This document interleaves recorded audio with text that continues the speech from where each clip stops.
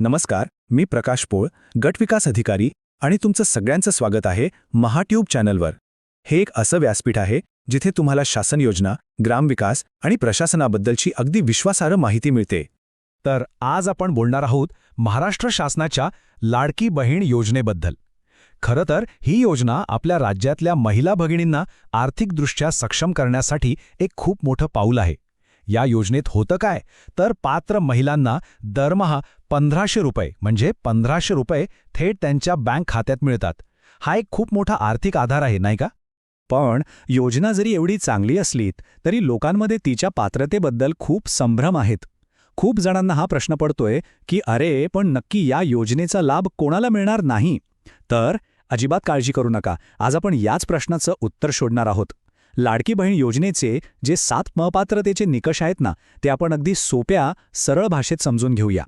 चला तर मग सुरुवात करूया. सगळ्यात पहिला आणि सगळ्यात महत्त्वाचा निकष तो म्हणजे कुटुंबाच्या वार्षिक उत्पन्नाचा. हो, शासनाने यासाठी एक लिमिट, एक मर्यादा ठरवून दिली आहे. आणि ही मर्यादा आहे 2.5 लाख रुपयांची. म्हणजे एक गोष्ट अगदी पक्की लक्षात ठेवा, जर एखाद्या महिलेच्या कुटुंबाचं एकत्रित वार्षिक उत्पन्न 2.5 लाख रुपयांपेक्षा जास्त असेल तर त्या महिलेला या योजनेचा लाभ मिळणार नाही. आणि हो, ही मर्यादा फक्त त्या महिलेची नाही तर संपूर्ण कुटुंबाची आहे. आता तुम्ही म्हणाल की कौटुंबिक उत्पन्न म्हणजे नेमकं काय? तर बघा, यात तुमच्या कुटुंबातल्या सगळ्या सदस्यांचा पगार येतो.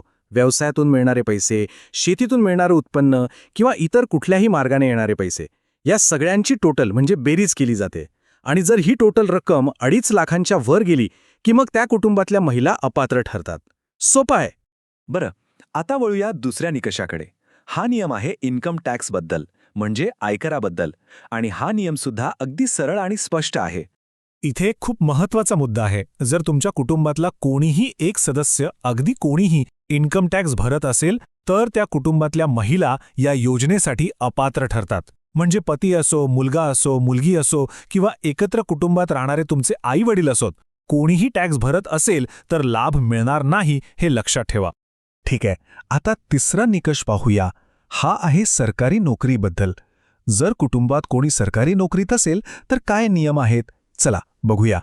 तर बघा, जर तुमच्या कुटुंबातल्या कोणी सदस्य सरकारी कर्मचारी असेल किंवा सरकारी उपक्रमात कोणत्याही मंडळ किंवा महामंडळात कामाला असेल, इतकंच काय, अगदी ग्रामपंचायत किंवा नगरपालिकेत जरी नोकरीला असेल तरी त्या कुटुंबातल्या महिला अपात्र ठरतील. आणि फक्त नोकरीत असलेलेच नाही तर जे रिटायर्ड होऊन पेन्शन घेतात ना, त्यांना सुद्धा हाच नियम लागू होतो.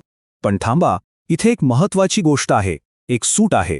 जे कर्मचारी कायम नोकरीत नाहीत, म्हणजे कंत्राटी आहेत किंवा मानधनावर काम करतात, जसे की स्वयंसेवक किंवा आउटसोर्स कर्मचारी, त्यांना लगेच अपात्र ठरवलं जात नाही.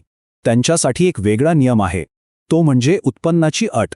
जर त्यांचं कौटुंबिक उत्पन्न 2.5 लाखांच्या आत असेल तर ते पात्र ठरू शकतात. ही एक महत्त्वाची सूट आहे. आता पाहूयात चौथा निकष. हा नियम दुहेरी लाभ टाळण्यासाठी बनवला आहे.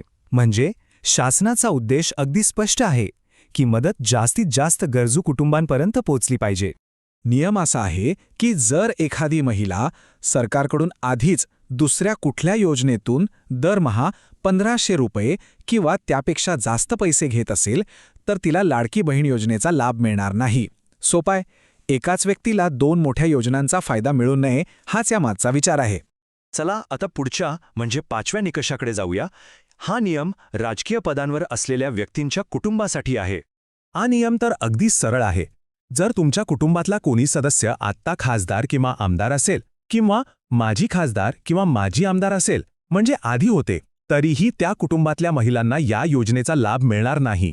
आत्ताचे आणि माजी दोन्ही. आता 6वा निकष बघूया. हा पण थोडासा राजकीय पदांशी संबंधित आहे. फक्त आमदार खासदारच नाही तर इतरही काही महत्त्वाची पदं आहेत ज्यांच्या कुटुंबांना हा नियम लागू होतो. म्हणजे बघा, जर कुटुंबातला कोणी सदस्य शासनाने नेमलेल्या कुठल्याही बोर्ड, कॉर्पोरेशन किंवा महामंडळात अध्यक्ष असेल, उपाध्यक्ष असेल, संचालक असेल किंवा अगदी सदस्य जरी असेल तरी त्या कुटुंबातल्या महिला या योजनेसाठी अपात्र ठरतील. आणि आता आलो आहोत आपण शेवटच्या म्हणजे 7व्या निकषावर. हा नियम आहे तुमच्या कुटुंबात असलेल्या गाडीबद्दल, वाहनाच्या मालकीबद्दल. नियम सरळ आहे.